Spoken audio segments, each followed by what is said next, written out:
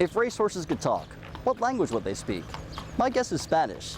That's because the Latino influence is reshaping the horse racing industry here in Pennsylvania. From the PA Derby to the Triple Crown, Latino Americans are making the sport what it is today.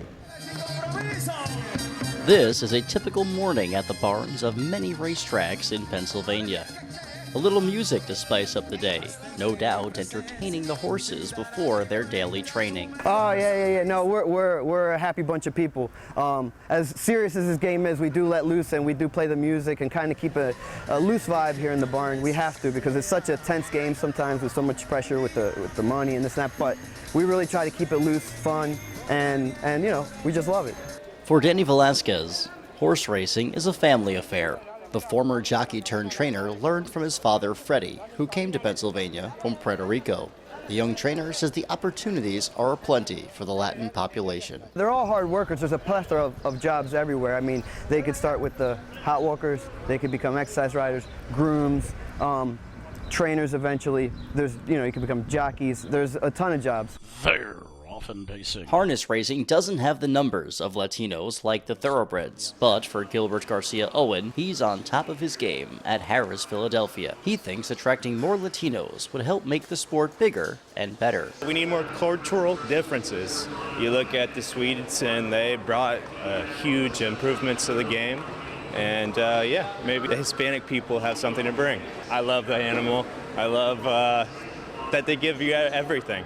Week after week. It's a great sport to be around. Back in 1980, this man, Richard Vega, risked his life for a better one when he fled Cuba to come to America. He was one of 125,000 refugees that left the oppression of Fidel Castro as part of the Muriel boat lift. Today, Richie Vega is a Parks Hall of Fame trainer.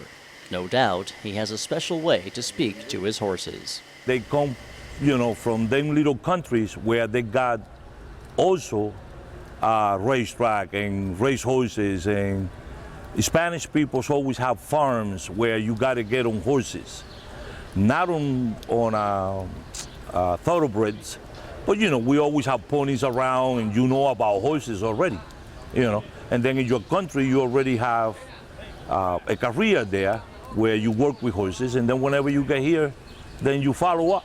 Retired Parks Hall of Fame jockey Victor Molina feels horse racing is perfect for his fellow Latinos. He says it's all about the love of animals. The horse racing community depends a lot on Latin American people. I think seems like you know, most Latin American people like the horses, you know, like the animals. They love the animals and they like to, you know, they love to work around them, and they're eager to learn. They're eager to participate and you know, over the years, you see, you know, a lot of Latin American people, you know, done well in this horse racing business. A lot can be learned from the Latin people. Just ask jockey John BISONO. I went to Puerto Rico, rode there for 10 years. I think it helps, like, you know, even though if it's different styles or whatever, you know, everything you learn, you know, and they bring stuff to here that probably they don't do on horses here, you know, to help them out, and I think it's a big plus, you know. Of course, some of these workers will leave the track one day. Brian Ortiz is one of them. He's a hot walker in the early morning and a college student at Temple in the afternoon. Horse racing is helping give this young man many opportunities. I do love the horses. It's definitely a lot of work because I do start my day off at 4:30 in the morning when I wake up, and as soon as I leave the track, I go home, shower, eat, and head right over down to Center City for the rest of my day to go through classes, and then between classes, managing some homework. The Latinos have spoken. Their love for the horse is very evident, and they want racing fans of all cultures to love and learn about these amazing animals. In fact, there's a website in English and Spanish to help spread the word. When we built our website, penhorseracing.com, it was very important that we have it be bilingual because we wanted to make sure fans that spoke Spanish were able to visit our website and get all the information to engage with our industry. To learn more about the Pennsylvania Horse Racing Association, visit us online at penhorseracing.com. We've got wagering info, racing headlines, and event calendars. Pennsylvania Horse Racing, what a ride.